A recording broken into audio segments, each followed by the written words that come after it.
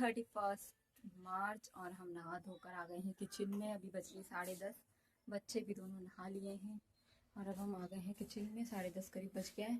आज हमारे पास बहुत सारा काम है क्योंकि अभी हमें कहीं जाना है और उसी के साथ में घर में भी बहुत सारा काम है आज। देखिए अब हमने स्टार्ट कर दिया अपना किचन का काम। तो चलिए बने रहिए आप व्लॉग में। आपका व्लॉग में बहुत बहुत स्वागत है।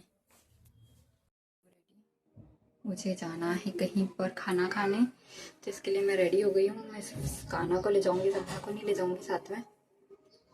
चलिए फटाफट से साड़ी तो पहन ली है, मेकअप भी कर लेते हैं और फिर चलते हैं। और कमरे की हालत देखिए आप, ये बच्चे ना बहुत ज़्यादा परेशान करते हैं यार। ये देखिए कमरे की हालत, लड़ते ही रहते हैं पूरे टाइम। ये क्या ये सभ्या कर गई? हाँ रोटी बना रहे आपने, बोल तो रही बना लेते हैं। और कल भी 1:30 बजे आए थे, पता नहीं कब आए तो मतलब उसे तो बहुत करते हैं।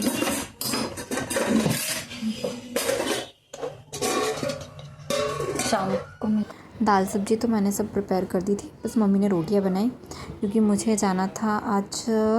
सूरज लोटा करके कुछ होता है, उसका उद्यापन कर रहे थे हमारे घर के पास में, एक दीदी रहते हैं वहाँ पर। तो मैं वहाँ गई थी खाना खाने। तो आप देख सकते हैं कि सूरज के डिज़ाइन की कुछ रोटी बनाई जाती है।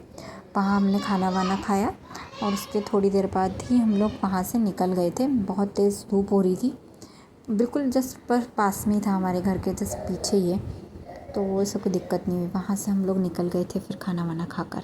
ये सब जो दिख रहा है ना आपको, इन लोगों के साथ ही मैं गई थी। हमारे घर के सामने रहते हैं भाभी, उनके साथ क्या है। हम सब आ गई थी वहाँ, खाना वाना खाकर आ गई हूँ। बहुत ज़्यादा गर्मी है और घर की ये हालत देखो बच्चों की। इन लोगों ने भी खाना खा लिया था, मैं गई उसके थोड़ी देर बाद ही। ये देखिए अब हम करेंगे थोड़ी देर रेस्ट।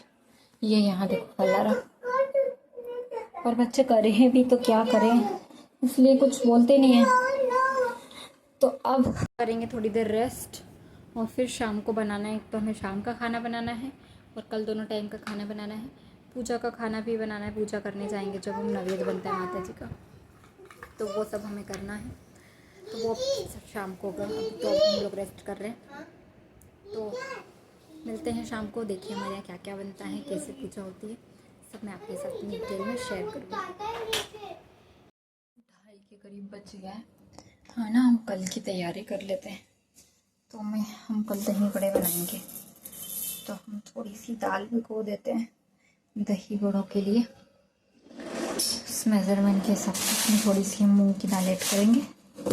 और अगर हम 1 कटोरी उड़द की दाल उड़द की दाल लेते हैं तो उसमें 1/3 बस हमें मूंग दाल मिक्स करना है।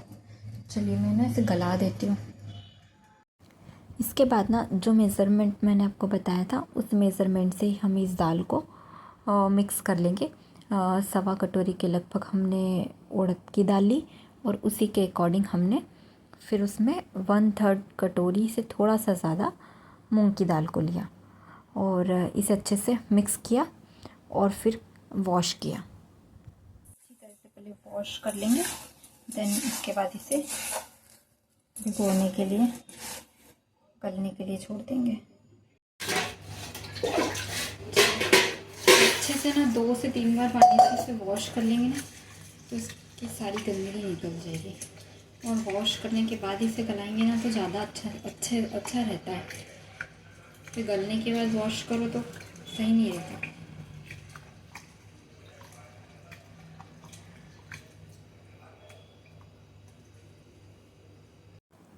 इसके बाद ना करीब 3 से 4 बार हम अच्छी तरह से इसे पानी से वॉश करेंगे, जब तक इसके ऊपर की जो पाउडर की कोटिंग हो जाती है वो निकल नहीं जाती और हमें बिल्कुल एकदम से ट्रांसपेरेंट पानी नहीं मिल जाता। उसके बाद हम इसे भिगो देंगे।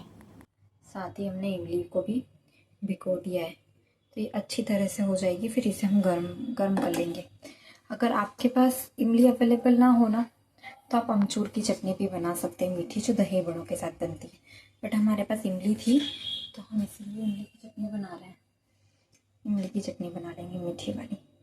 और ये दाल हमने भिगो दी है। हम ये सब इतनी प्रिपरेशन करके रख दी, फिर बाकी काम प्रोसेस शाम को करेंगे। इसके बाद ना 4:30 बजे के लगभग मम्मी आ गए थे किचन में। उन्होंने पहले नवेद बनाया जो माता जी को हम कल भोग लगाएंगे, हम मंदिर जब जाएंगे जो लेके जाते हैं। तो इसके लिए ना मम्मी ने सब कुछ बनाया, क्योंकि मुझे बनाना नहीं था तो मम्मी ने बनाया। तो सबसे पहले बनाई मुठिया, ये रोट बनता है हनुमान जी का, और मीठे भजिए, चरखे भजिए, और इस तरह से लड्डू बनाया जाता है, दूध चावल की खीर टाइप से कुछ बनाई जाती है। वो सारी प्रिपरेशन मम्मी ने की। उसके बाद में फिर किचन में गई, जब पूरा नैवेद्य बन गया उसके बाद फिर मम्मी ने दाल को पीस दिया था, तो फिर मैंने अच्छी तरह से फेंट दिया हाथ से। जितना ज़्यादा फ्लफ़ी हो जाता है ना इसका बैटर, उतने ही सॉफ्ट हमारे वड़े बनते हैं। तो मैंने अच्छी तरह से ऐसे फेंट लिया था। बस इसी के साथ मैंने दूसरी तरफ ना इमली की चटनी भी बॉईल होने के लिए छोड़ दी थी। पहले उसे गर्म पानी में किया, फिर उसका पल्प रिमूव करके उसे बॉईल करने के लिए छोड़ दिया था। और ये इस तरह से हमने कुछ प्रिपरेशन कर रख ली थी। और साथ ही ना हमने कुछ रोटियां भी बनाई थी, क्योंकि सब लोग पूरी नहीं खाते, मैं खुद भी पसंद नहीं करती पूरी खाना। तो पहले थोड़ी सी रोटियां बनाई, फिर उसके बाद में ना हम लोगों ने एक बार जो कढ़ाई रखी ना, फिर उसके बाद बैक टू बैक जितना भी फ्राई करने का सामान होता है वो हमने बनाया। और मम्मी और मैं इस तरह से बात करते करते काम भी कर लेते हैं और बातचीत भी हो जाती है, और मिलजुल कर करो तो जल्दी जल्दी होता है। पहले हम लोगों ने बनाई पूड़ी, फिर इसी में हमने बनाए वड़े।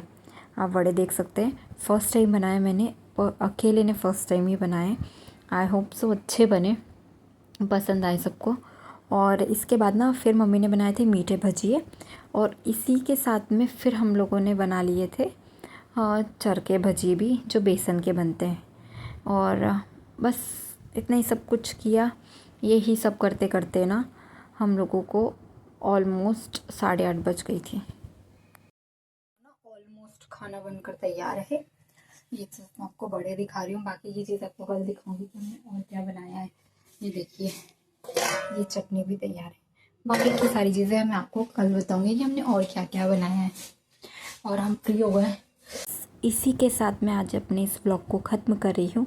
आई होप्स आपको वीडियो पसंद है तो प्लीज़ चैनल को लाइक शेयर सब्सक्राइब ज़रूर कीजिएगा। धन्यवाद।